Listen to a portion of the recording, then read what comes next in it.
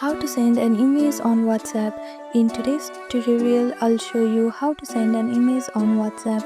Let's get started. First, make sure you have downloaded WhatsApp on your device. If not, if you are an iPhone user, you can download it from App Store, and for Android user, you can download it from Google Play Store. After that, click on search bar and open WhatsApp. Make sure to log into your account. After you log into your account, click on this chat section from the bottom. Now simply tap on the person that you want to send an image to.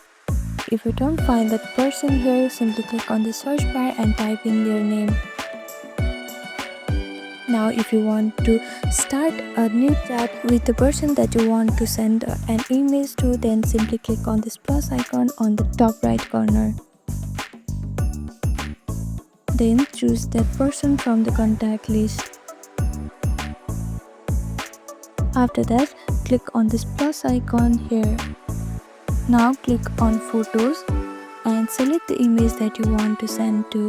After that, click on send, and that's it. This is how you send an image on WhatsApp.